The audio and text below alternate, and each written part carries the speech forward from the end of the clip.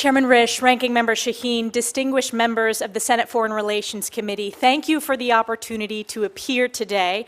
I would also like to thank the senators from both sides of the aisle who met with me over the past several weeks. It is the honor of my lifetime to earn President Trump's nomination to serve in his cabinet as U.S. Ambassador to the United Nations.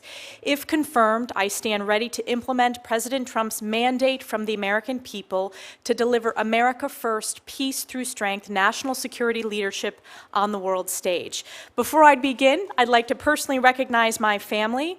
We all know in public office that we would not have the opportunity to serve were it not for the support of our loved ones.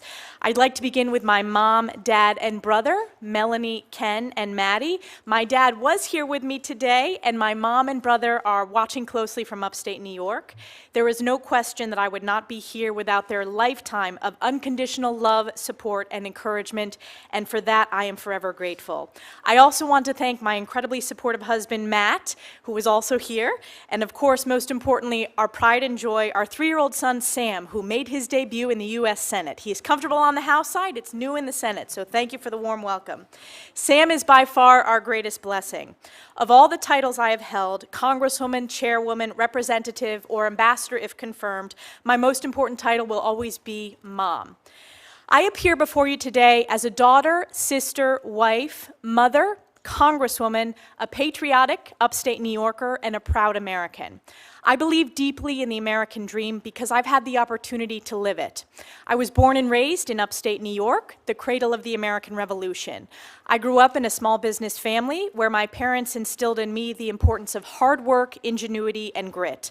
I was blessed to be the first member of my immediate family to have the opportunity to graduate from college.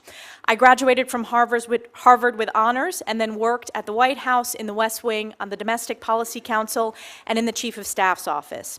After nearly a decade working in public policy in Washington, I returned home to work in my family's small business and decided to run for Congress.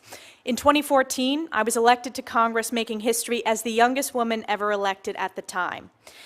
In Congress, I have fought tirelessly for the hardworking families of New York's 21st District, delivering significant bipartisan results for my constituents. I was elected by my colleagues to serve as the House Republican Conference Chair, becoming the highest-ranking woman in Congress at the time and the youngest woman of either party to serve in top elected House leadership. And over the last decade, I have served on the House Armed Services Committee, the Intelligence Committee, the House Education and Workforce Committee, and I'm proud to be the longest-serving woman on both the Armed Services and Intelligence Committees. On these national security committees, I have legislated on a number of critical issues ranging from military readiness, emerging technologies like artificial intelligence, quantum computing, and cybersecurity, to missile defense. I have worked to enhance American intelligence capabilities, strengthen our alliances and partnerships, and deter our adversaries.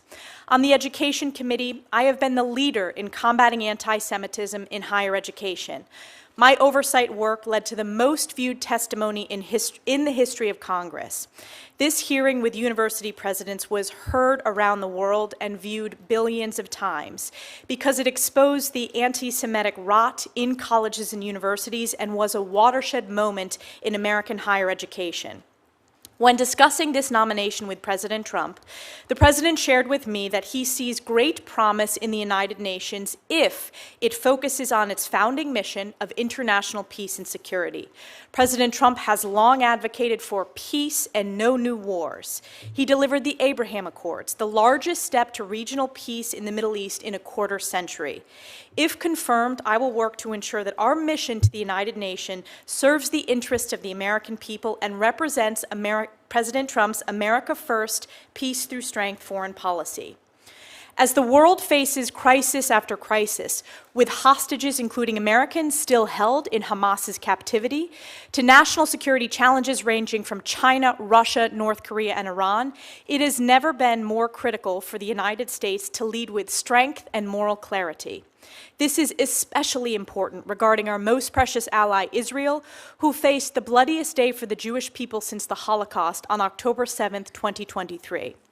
As a member of Congress, I also understand deeply that we must be good stewards of U.S. taxpayer dollars. The U.S. is the largest contributor to the UN by far. Our tax dollars should not be complicit in propping up entities that are counter to American interests, anti-Semitic, or engaging in fraud, corruption, or terrorism. We must invest in programs to strengthen our national security and deliver results. To increase the efficacy of UN programs, we must drive reform.